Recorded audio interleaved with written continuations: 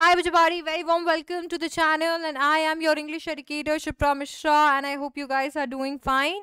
In today's video, we will be covering the poem The Tale of the Melon City which is written by Vikram Seth.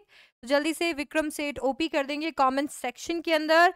बच्चों बड़े ही कमाल की pome है जिसे लिखा है विक्रम सेठ ने और इसे प्लेस किया है एनसीईआरटी के स्नैपशॉट वर्जन में। तो स्नैपशॉट के अंदर आपको ये देखने को मिलेगी, इसीलिए हम इसे बार बार चैप्टर्स में काउंट करते हैं। तो चलिए फिर फटाफट से शुरू करते हैं। In the city of which I saying there was a just and placid king. बोला जिस सिटी के बारे में मैं बात कर रहा हूँ उस सिटी के अंदर एक जस्ट और प्लेसिड किंग रहता था। उस सिटी के अंदर कौन था? एक जस्ट, एक न्यायप्रिय और एक बहुत ही काम किंग रहता था। The king proclaimed N arch should be constructed.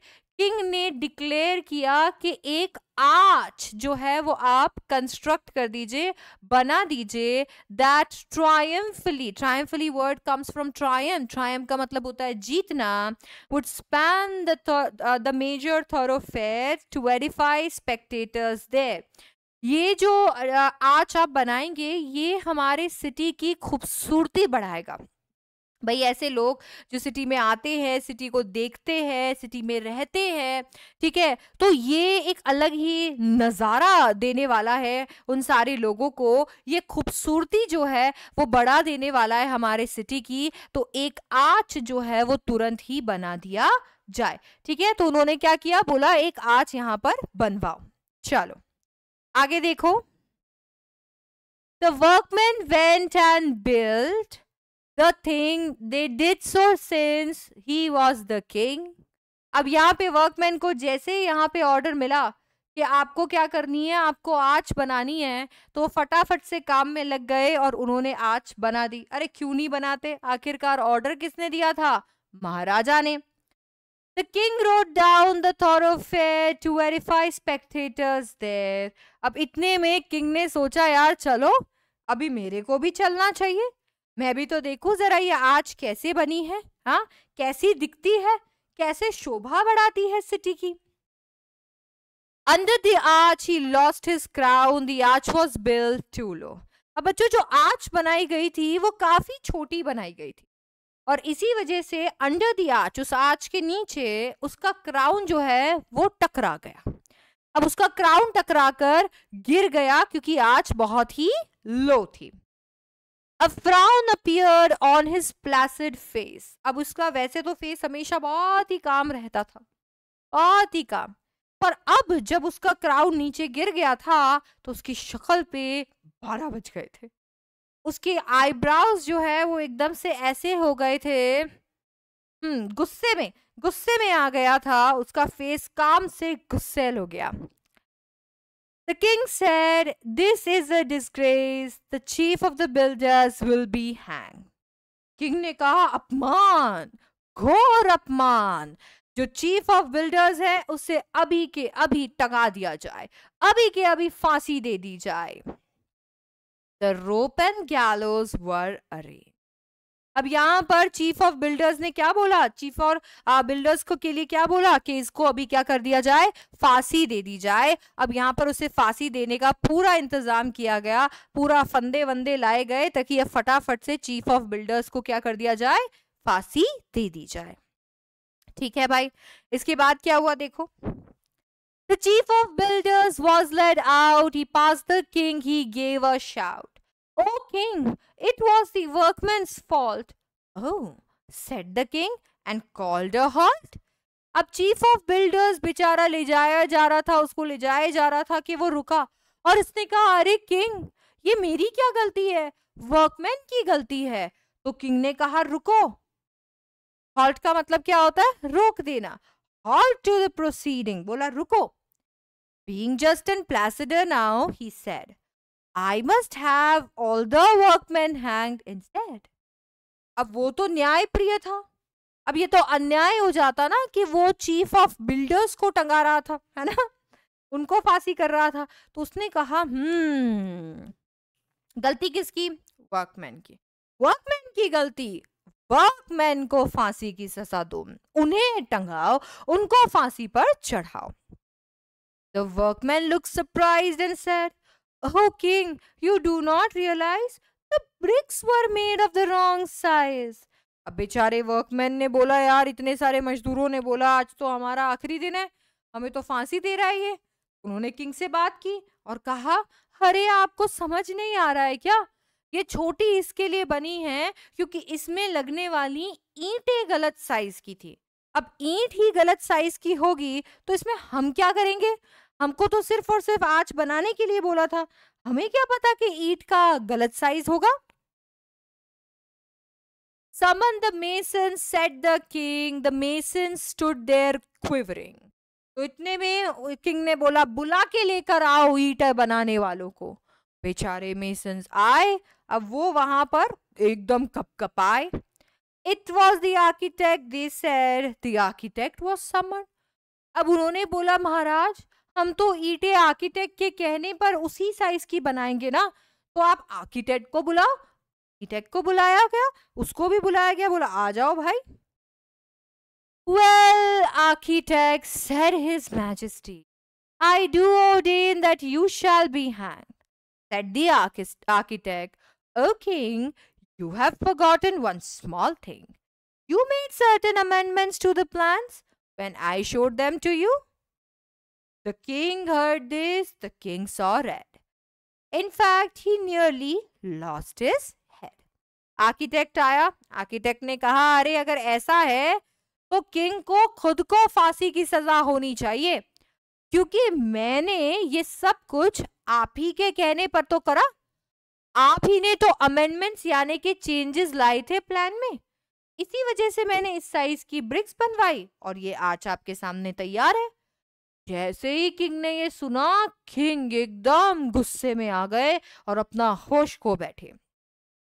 But being a just and placid king, he said, this is the tricky thing. I need some counsel. Bring to me the wisest man in this country. अब वो कुछ कर नहीं सकता था, क्योंकि उसे उसके न्याय के लिए ही जाना जाता था, उसके काम नेचर के लिए ही जाना जाता था। तो इतने में उसने कहा, हाँ अब क्या करे, ये तो काफी ट्रिकी होता जा रहा है। तो ऐसा करो, एक ऐसे इंसान को बुला के लाओ जो कंट्री में सबसे समझदार है, सबसे ज्यादा वाइस है, सबसे ज्यादा समझदार है। लेकर आए भाई। The wisest man was found and brought, nay carried to the royal court. अब सबसे समझदार इंसान को पकड़कर लेकर आए, ढूंढा पकड़ा उसको लेके आए, ठीक है, और रॉयल कोर्ट के सामने लेकर आ गए। He could not walk, he could not see, so old was he. बेचारा चल भी नहीं पा रहा था, देख भी नहीं पा रहा था। अरे समझदार था तो इसीलिए इतना ज्यादा बूढ़ा भी तो था। But in a quavering voice he said, the culprit must be punished. Truly the arch it was that banged the crown off, and it must be hanged. अब इतने में उसने बोला अपनी कपकपाती आवाज में कि हाँ, दोषी को सजा होनी चाहिए। क्राउन किसने गिराया? आर्च ने। तो फिर फांसी किसको होनी चाहिए? आर्च को। तो इसीलिए अगर किसी को फांसी करनी है तो वो किसको करो? आर्च को। ठीक है भाई, अब देखो फिर क्या बोला। To the scaffold the arch was led when suddenly a counselor said, How can we hang so shamefully what touch your head, your majesty? Do, mused the king. But by now the crowd, restless, was muttering aloud. The king perceived their mood and trembled and said to all who were assembled, Let us postpone consideration of finer points like guilt. The nation wants a hanging. Hanged must be someone, and that immediately.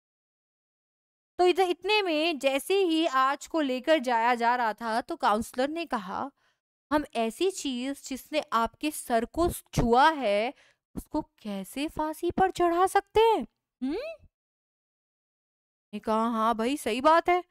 पर अब तक तो पूरी भीड़ जो थी आसपास जितने लोग थे वो किंग के बारे में बात करने लग रहे थे। तो किंग ने सोचा कि कुछ ना कुछ अभी करना पड़ेगा, और इसीलिए उसने सबको जो वहां असेंबल हुए थे कहा कि अब मैं इस बात पे कोई फर्क नहीं करता, मैं इस फालतू लॉजिक पे कोई भी बात नहीं सुनना चाहता कि कौन गिल्टी है कौन गिल्टी नहीं है। आज यहाँ पर इतने सारे लोग इकट्ठे हुए हैं फांसी देखने के लिए, तो आज कोई ना कोई की फांसी तो होकर ही रहेगी, कोई ना कोई तो फांसी पर चढ़ेगा ही। इस बात से कोई फर्क नहीं पड़ता कि कौन दोषी है और कौन नहीं। The news was set up somewhat high. Each man was measured by and by, but only one man was so tall he fitted one man. That was all. और इसीलिए फंदे को एक हाइट पे लगा दिया गया और एक एक इंसान को वहां से जाने के लिए कहा गया। अब जिसके ये फंदा फिट आएगा वही फंदे पे चढ़कर मर जाएगा। अब सारे लोग गुजरते, कोई भी फिट नहीं आता, सिर्फ एक इंसान के सिवा जो इतना टॉल था, और वो था he was the king. His majesty was therefore hanged by royal decree. एक ही इंसान था जो इतना टॉल था, जो उस फंदे पर आ सकता था, और वो था किंग। किंग इतना टॉल था कि उस फंदे पे उसे लटका दिया गया एक रॉयल डिक्री, एक डेक्लेरेशन के साथ, और इस तरीके से किंग को मिल गई फांसी। Thank goodness we found someone, said the ministers, for if instead we had not, the unruly town might have turned against the crown. Long live the king, the ministers said. Long live the king is dead. अब जैसे ही यहाँ पर राजा को फांसी पे चढ़ाया, ministers ने कहा अच्छी बात है, अरे कोई तो मिल गया फांसी चढ़ाने के लिए, नहीं तो लोगों का क्राउन में से भरोसा ही उठ जाता। अरे जुग जुग जिए वो राजा, जुग जुग जिए वो राजा जो मर गया। कितनी उल्टी बात है, हाँ। एंटाइथीसिस हो चुका है यहाँ पे, ये किस तरीके से वो कह रहे हैं जुग जुग जिए राजा, जबकि राजा तो यहाँ पर मर चुका है, डेड है। They pondered the dilemma then, being practical minded men sent out to the heralds to proclaim majesties in his former majesty's name. The next to pass the city gate will choose the ruler of our state. अब सोचते गए, राजा तो मर गया, अब क्या करे, crown को कौन संभालेगा, सिंहासन पर कौन बैठेगा। तो फिर सोचा कि अब जो टाउन गेट से, सिटी गेट से अगला बंदा गुजरेगा, जो अगला बंदा यहाँ से गुजरेगा वही चूज करेगा रूलर ऑफ आवर स्टेट, हमारे स्टेट का ruler. As is our custom this will be enforced with duly ceremony. अब ऑफ कोर्स यही कस्टम था, तो इसीलिए इसके बाद में जो राजा बनेगा उसे पूरे एकदम पंप एंड शो से सिंहासन पर बिठाया जाएगा। A man passed by the city gate, an idiot, the guards cried, wait. Who is to be the king decide? A melon, the idiot replied. अब एक इंसान वहां से गुजरा जो कि पागल था, तो सिक्योरिटी गार्ड वहां बैठा हुआ था, उसने कहा अरे बताओ किसको बनना चाहिए किंग। तो इडियट ने कहा melon. This was his standard answer to all questions because he liked melon. So इसको मेलन्स इतने पसंद थे कि आप उससे कुछ भी पूछो उसका जवाब होगा मेलन्स। तो उसने जवाब दे दिया, कहता है melons. You are now our king, the minister said, crowning a melon. एक मेलन को बिठाया, ताजपोशी करी और बोला ये रहे हमारे राजा। Then they led the melon to the throne and reverently set it down.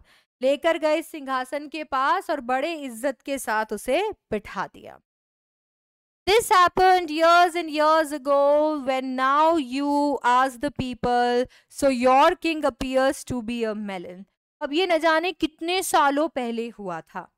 अब जाकर जब आप लोगों से पूछते हो कि तुम्हारा राजा एक मेलन है, How did this happen? तो अब ये कैसा हुआ? They say, well, on account of customary choice, if His Majesty rejoice in being a melon, that's okay. बोला देखो ये तो हमारे यहाँ का रिवाज है, अब अगर मैजेस्टी को मेलन बन के आना है तो वही सही। With us, for who are we to say what he should be as long as he leaves us in peace and liberty? अरे हम कौन है उन्हें बताने वाले कि वो क्या बनेंगे? अरे कभी मैजेस्टी किसी रूप में आते हैं, कभी किसी रूप में। इस बार वो मेलन के रूप में आए हैं, और हमें क्या प्रॉब्लम, जब तक वो हमें पीस और लिबर्टी से जीने दे। The principles of laissez faire, ये एक ऐसा स्टेट इन्होंने बना रखा है बच्चों जहां पर ये लोग आजाद हैं अपने डिसीजंस लेने के लिए, जहां पे तानाशाही नहीं चलती है, जहां पे लोग डिसीजन लेते हैं ना कि राजा। और इसीलिए इन्होंने बस एक मेलन को वहां बिठा दिया है सिंबॉलिकली राजा के जैसे, बट रियलिटी तो ये है कि ये लोग खुद पीस में रहना चाहते हैं। ये नहीं चाहते हैं कि किसी की तानाशाही चले, कोई राज करे, कोई उन्हें बताए क्या करना है और क्या नहीं। तो इसके साथ में कंप्लीट हो गया the tale of melon city. ये जो है ये एक्चुअली बहुत ही इंटरेस्टिंग फॉर्म है, क्योंकि हमें ये बताती है कि कभी कभी मूर्खता में हम खुद की कब्र खुद खोद लेते हैं, जैसे राजा ने किया।